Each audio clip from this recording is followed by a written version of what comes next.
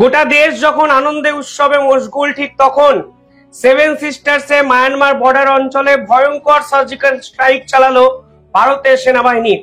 কাল রাত থেকে যে খবর সামনে আসছে দেখুন, সেখানে বলা হচ্ছে massive drone strike in Myanmar border, এবং এর কারণ দুদিন আগে আর্মি ক্যাম্পের উপর নৃশংস হামলা পাকিস্তান মদতপুষ্ট এই সকল বিদ্রোহী গোষ্ঠীদের। আজকে ভারতের সেনাবাহিনী বুঝিয়ে দিয়েছে যে ভারত আসলে চাইলে ওদের ঘরে ঢুকে এইভাবে সার্জিক্যাল ড্রোন স্ট্রাইকে সমস্ত কিছু লন্ডভন্ড করে দিতে পারে। এবং এখানের বিদ্রোহী গ্রুপের যে টেরর ক্যাম্পগুলো ছিল, বলা হচ্ছে 5 থেকে 8টা টেরর ক্যাম্প সম্পূর্ণভাবে ধ্বংস হয়েছে। প্রায় 50 জন বিদ্রোহী গ্রুপ সম্পূর্ণভাবে, মানে বিদ্রোহী গ্রুপের ব্যক্তিরা সম্পূর্ণভাবে ডিস্ট্রয়েড। এবং কোনো কিছু বোঝার আগে দিওয়ালির মতো একটি ফেস্টিভ মুডে গোটা বিশ্ব যখন অন্যরকম একটি আবহে মত্ত, ঠিক তখনই বিদ্রোহী গ্রুপের উপর এই ধরনের ভয়ঙ্কর সার্জিক্যাল স্ট্রাইক। নিঃসন্দেহে ভারতের সেনারা তাদের মুনশিয়ানা দেখিয়েছেন এবং ভারত প্রমাণ করেছে যে কোনো অবস্থাতেই সেভেন সিস্টার্সকে বাহ্যিক কোনো শক্তির প্রভাবে অশান্ত করার চেষ্টা যারা করবে তাদেরকে এইভাবেই ঘরে ঢুকে শেষ করবে ভারত। যেখানে বলা হচ্ছে দেখুন, এনএসসিএন যে বিদ্রোহী গ্রুপ দুদিন আগে ভারতের সেনাবাহিনীর উপর আক্রমণ করেছিল, আসাম রাইফেলস এর বিভিন্ন ঘাঁটির উপর আক্রমণ করেছিল, এবং দুদিন আগে আপনারা জানেন 2 জন ভারতীয় শ্রমিককে তারা অপহরণ করেছিল, তাদের জঙ্গি ঘাঁটি সম্পূর্ণভাবে শেষ। তারা এই অপারেশন চালানোর পর মায়ানমারের সাগাইন ডিভিশন, যে জঙ্গল আবৃত জায়গা, সেখানে কিন্তু লুকিয়ে পড়ে। ইন্টেলিজেন্স মারফত ভারত খবর পায় এবং খবর পাওয়ার পর প্রত্যেকটি জঙ্গি ঘাঁটিকে সার্ভেলেন্স করে তাদের উপরে ড্রোন স্ট্রাইক করে ভারতের সেনারা। এই এনএসসিএন যাদেরকে নিয়ে বর্তমানে এত চর্চা হচ্ছে, তাদের সম্পর্কে দুটো কথা সকলে জানা উচিত। তারা কি এবং কিভাবে তাদের ফরমেশনটা হলো এবং তারা এখন চাইছেটা কি। দেখবেন তারা যা চাইছে আমেরিকাও তাই চাইছে, তারা যে চাইছে চীনও সেটাই চাইছে, পাকিস্তানও সেটা চাইছে, এবং বাংলাদেশ তো বর্তমানে সেভেন সিস্টার্স নিয়ে সবচেয়ে বেশি সরব। বুঝতেই পারছেন অনেক বড় আন্তর্জাতিক চক্রান্ত সামনে। হয়তো এনএসসিএন এর মতো বিদ্রোহী একটি গ্রুপ বা উলফা আই এর মতো একটি বিদ্রোহী গ্রুপ, কিন্তু এদেরকে দিনের পর দিন অস্ত্র দেওয়া, ফান্ডিং করা, দিনের পর দিন ভারত বিরোধী চক্রান্তে কাজে লাগানো, তা পাকিস্তানের আইএসআই এর মদতপুষ্ট সংগঠন ছাড়া সম্ভব নয়। এনএসসিএন কিন্তু ফর্ম হয়েছিল 1988 সালে। সে সময় তারা দাবি করেছিল তারা গ্রেটার নাগাল্যান্ড বানাতে চায়, অর্থাৎ নাগাল্যান্ডের মতো একটি নতুন রাষ্ট্র বানাতে চায়, যেখানে খ্রিস্টান ধর্মাবলম্বী মানুষরা বেশি থাকবেন। নাগা মানুষরা যেখানে যেখানে আছেন তাদেরকে নিয়ে আলাদা একটি স্বাধীন রাষ্ট্রের দাবি তারা 1988 সালে প্রথম করে। শুধুমাত্র ভারতের নাগা মানুষদের নিয়ে তারা করতে চেয়েছেন তা কিন্তু নয়, তারা মায়ানমারের নাগা মানুষদের নিয়ে করতে চেয়েছেন। এবং যেটা এখন বর্তমানে জোল্যান্ড, নাগাল্যান্ড, এই যে কথাগুলো শোনেন, সেই দাবি কিন্তু 1988 সালে তারা প্রথম তোলে। এবং বাংলাদেশের চট্টগ্রাম পার্বত্য অঞ্চলে যারা নাগা মানুষ আছেন তাদেরকেও কিন্তু এই পুরো বিষয়টার মধ্যে ইনভলভ করা হয়েছে। অর্থাৎ সোজা কথা, দক্ষিণ এশিয়ায় একটি নতুন স্বাধীন খ্রিস্টান রাষ্ট্র এই অঞ্চলে ফরমেশন করার দাবি বরাবর এই বিদ্রোহী গ্রুপ কিন্তু তুলেছে। এই পরবর্তীকালে এই সংগঠন দুটো ভাগে ভেঙে যায়।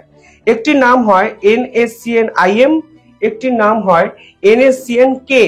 এই যে আইএম নামক গ্রুপটি ভেঙে গেল, তারা পরবর্তীকালে ভারতবর্ষের সঙ্গে কথা বলে, ভারত সরকারের সঙ্গে আলোচনা করে এবং আপাতত তাদের আন্দোলন স্থগিত বা স্তীমিত। কিন্তু এনএসসিএন কে, তার মাথায় বসেন এসএস খাপলাং। তিনি আবার 2018 সালে মারা যান। এতদিন অব্দি এসএস খাপলাং এর নেতৃত্বেই কিন্তু এই আন্দোলনটি চলছিল। খাপলান মারা যাওয়ার পর 2019 সালে এই গ্রুপটিও আবার দুভাগে ভেঙে যায়। একটির নাম হয় এনএসসিএন কে বা এনকে, অন্যটির নাম হয় এনওয়াইসিএন কে ওয়াইএ। এই যে প্রথম গ্রুপটি তৈরি হলো, অর্থাৎ এনএসসিএন কে এনকে, তারা কিন্তু ভারত সরকারের সঙ্গে পিস নেগোসিয়েশনে এখন ইনভলভ আছেন। তারা কিন্তু স্বরাষ্ট্র দপ্তরের সঙ্গে কথা বলছেন, তারা এই অঞ্চলে একটা মিউচুয়াল এগ্রিমেন্টে যেতে চাইছেন, যা কিন্তু ভারত সরকারের অত্যন্ত পজিটিভ একটা খবর বা বার্তা। কিন্তু এনওয়াইসিএন কে ওয়াইএ এই গ্রুপটি কিন্তু এখনো সারেন্ডার না করে উলফা আই, যারা এর আগে আসামের বিদ্রোহী গ্রুপ হিসেবে পরিচিত ছিল, তাদের সঙ্গে জোটবদ্ধ হয়ে ক্রমাগত ভারতের টেরর অ্যাক্টিভিটি চালিয়ে যায়। এবং এদের পিছনে কিন্তু চীন, আমেরিকা, পাকিস্তানের আইএসআই এবং বর্তমানে বাংলাদেশ কিন্তু আছে। তা একদম পরীক্ষিত সত্য। কারণ এরা যে অস্ত্র ব্যবহার করে তা সব বিদেশি অস্ত্র, কোটি কোটি টাকার ফান্ডিং এদেরকে পিছন থেকে দেওয়া হয়। এবং আপনারা জানেন বাংলাদেশের মোহাম্মদ ইউনূস সরকার আসার পর পরেশ বড়ুয়ার মৃত্যুদণ্ড অব্দি রদ করে দেওয়া হয়েছিল এবং তারপরেই এই সংগঠন কিন্তু অনেক বেশি অ্যাক্টিভ হয়ে যায়। ফলে ভারতকে অশান্ত করে রাখো, ভারতের সেভেন সিস্টার্সে একাধিক সমস্যাগুলোকে জিয়ে রাখো, তাতে ভারত অন্যদিকে যেন ফোকাস না করতে পারে। এ কিন্তু বহু পুরনো আন্তর্জাতিক খেলা। এবার এই গ্রুপ দুদিন আগে কি করে, দুদিন আগে আসামের কাকোপাথার কোম্পানি, যেখানে একটি পার্টিকুলার জায়গায় একটি আর্মি ক্যাম্পের উপর রাত 12:30 নাগাদ ভয়ঙ্কর আক্রমণ করতে শুরু করে এবং গ্রেনেড ছোড়ে, গুলি ছোড়ে, বিভিন্ন রকম আক্রমণে তারা বিভিন্ন আর্মি অফিসারকে কিন্তু নিহত করেন। পরবর্তীকালে তারা যে ট্রাক নিয়ে এসেছিল সেই ট্রাকে করে কিন্তু পালিয়ে যায়। পালিয়ে কোথায় যায়? আসাম থেকে অরুণাচল প্রদেশের দিকে পালিয়ে যায় এবং জঙ্গি ঘাঁটিটা মানে ওদের পার্টিকুলার জঙ্গি ঘাঁটি অনুমান করা হচ্ছিল অরুণাচলের ভিতরে। এবার যখন ট্রাক নিয়ে পালিয়ে যায়, আর্মি যখন তাদেরকে চেস করে তখন সেই ট্রাকটিকে নির্দিষ্ট একটি জায়গায়, টেঙ্গোপানি যাওয়ার পথে নির্দিষ্ট একটা জায়গায় রেখে দিয়ে চলে যায়, যে ট্রাকের নাম্বারও সেনাবাহিনীর পক্ষ থেকে প্রকাশ করা হয়েছে AS25EC2359। মনে করা হচ্ছে তারা ডুমডুমা ডিরেকশনের দিকে যাচ্ছিল, কারণ যেখানে এই ঘটনাটি ঘটেছে সেখান থেকে তাদের যে নির্দিষ্ট লক্ষ্য টেঙ্গোপানি, তা কিন্তু 30 মিনিটের দূরত্ব। এই একটি হামলা করা হয়।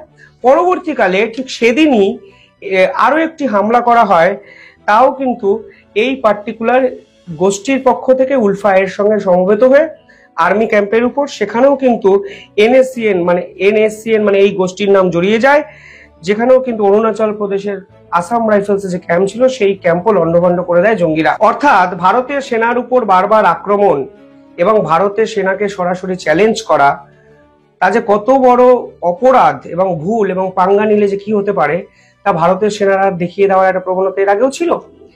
এরপর একটি হাই ভোল্টেজ মিটিং পরশুদিন ভারতের সেনাবাহিনী, আসাম পুলিশ, নাগাল্যান্ডের পুলিশ সকলে মিলে করে এবং প্ল্যান অফ অ্যাকশন তৈরি করা হয় ধরে নেওয়া যাচ্ছে। এবং কালকে গভীর রাতে এই ধরনের সার্জিক্যাল স্ট্রাইকের খবর এটা প্রমাণ করে ভারত নিখুঁতভাবে এই প্ল্যান অফ অ্যাকশনকে কার্যকারিতায় পরিণত করেছে এবং এর ফলে আন্তর্জাতিক মহল রীতিমতো স্তব্ধ। মায়ানমার সরকারের পক্ষ থেকে কোনো স্টেটমেন্ট আসেনি, কারণ জুমটা সরকার অফিসিয়ালি ভারতকে এক্ষেত্রে সাহায্য করেছে, কারণ এই গ্রুপ শুধুমাত্র ভারতের সমস্যাটা নয়, এই গ্রুপ আমেরিকার মদতে।